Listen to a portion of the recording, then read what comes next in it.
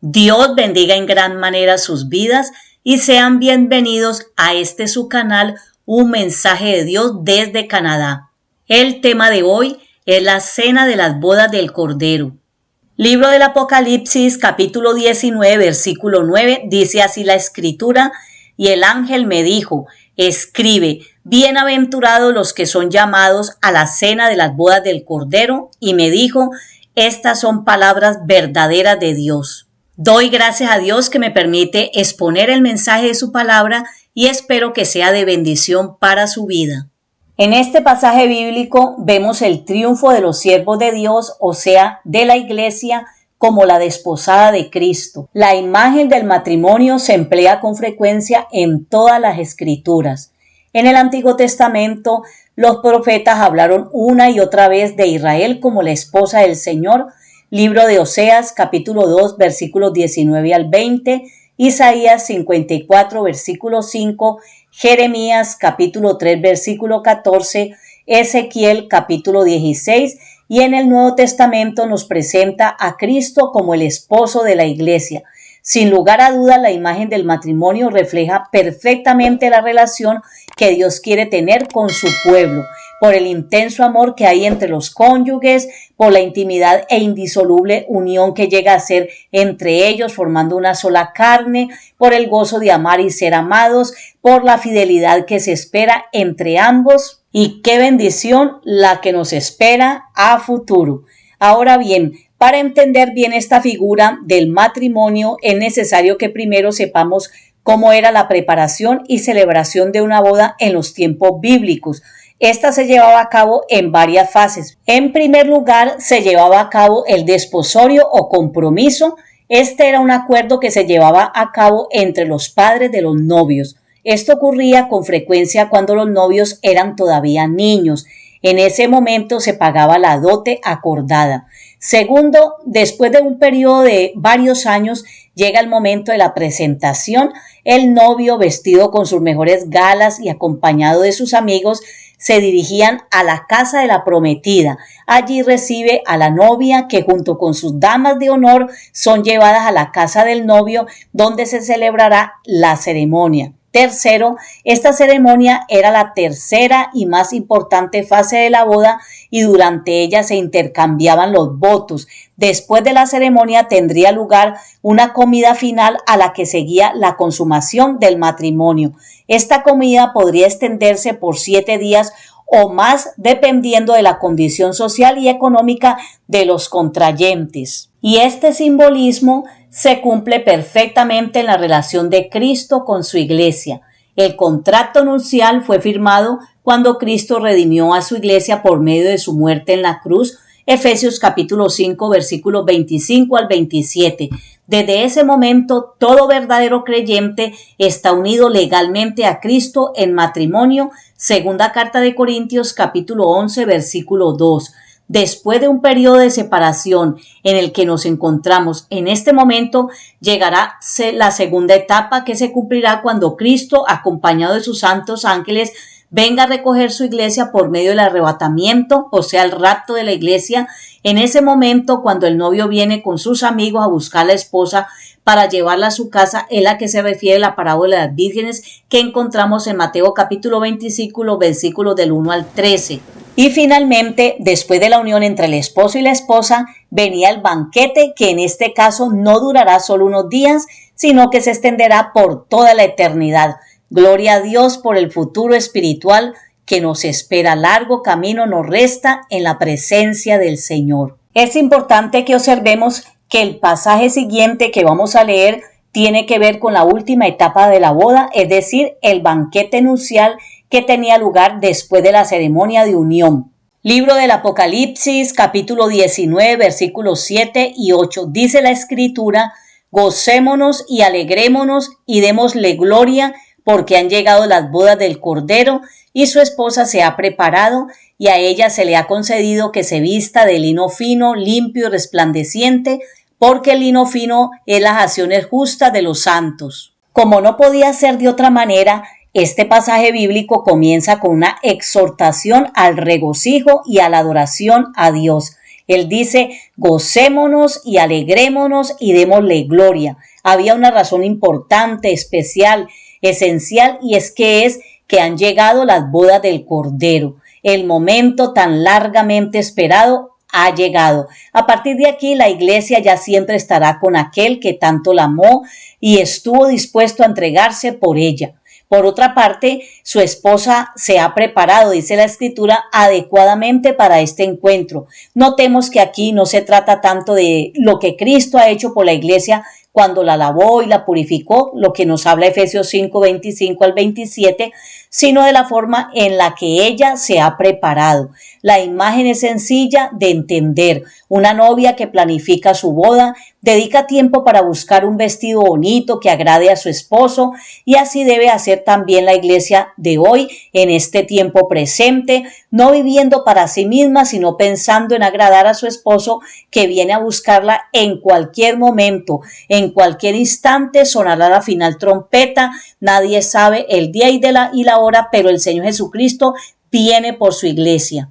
En otra escena, la esposa manifiesta también una hermosura que se le ha concedido. Esto sugiere un acto de gracia de Dios. Tiene que ver con el perdón de sus pecados y la glorificación a la imagen de Cristo, regalos que le son otorgados como resultado de la obra del Cordero en la cruz a su favor, la forma en la que se ha preparado y lo que se le ha concedido para presentarse como una novia hermosamente vestida en la boda, mantiene el equilibrio entre la responsabilidad del hombre y la soberanía de Dios. Esto sí que es bien importante, interesante, y debemos ponerle nuestro corazón a la palabra del Señor. El resultado es que ella aparece vestida de lino fino, limpio y resplandeciente, sencilla pero hermosa. Nada que ver con el exagerado atavío de la gran ramera que nos habla Apocalipsis 17, versículo 4.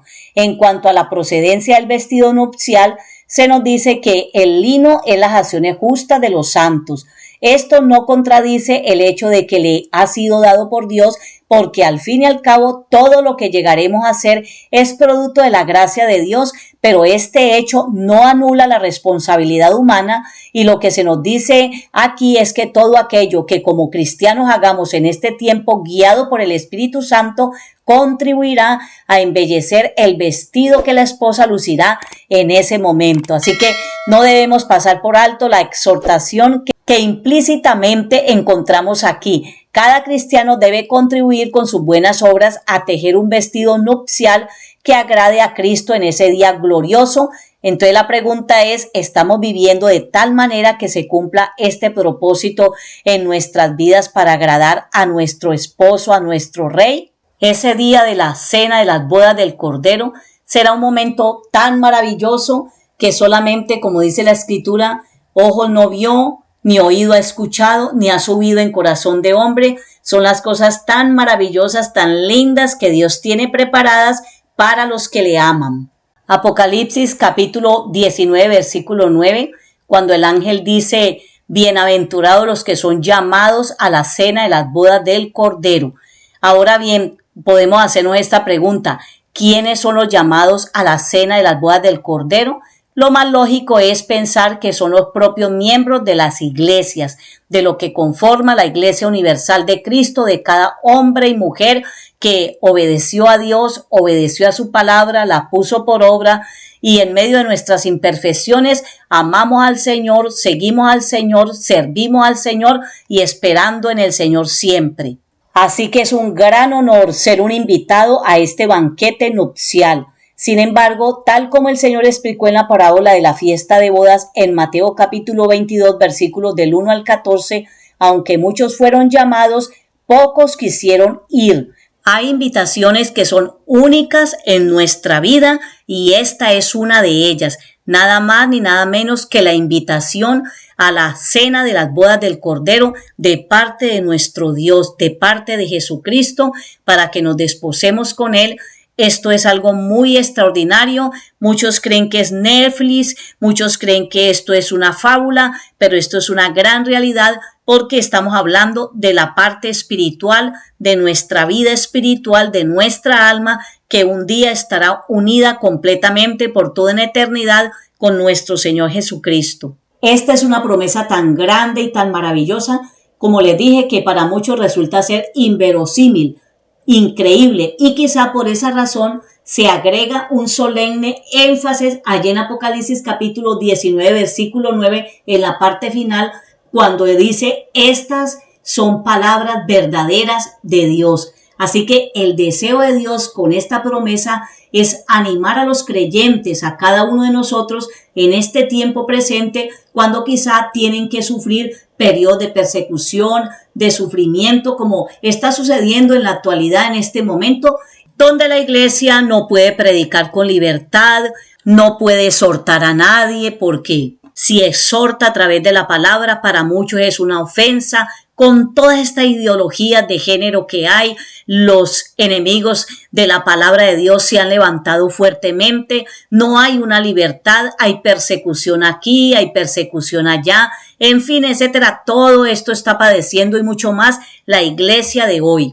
Entonces, lo que el apóstol Juan había oído, no puede haber duda de ello, ya que eran palabras reveladas por Dios mismo y por lo tanto totalmente fiables. Bueno, continúo con esta pregunta, ya casi vamos a terminar.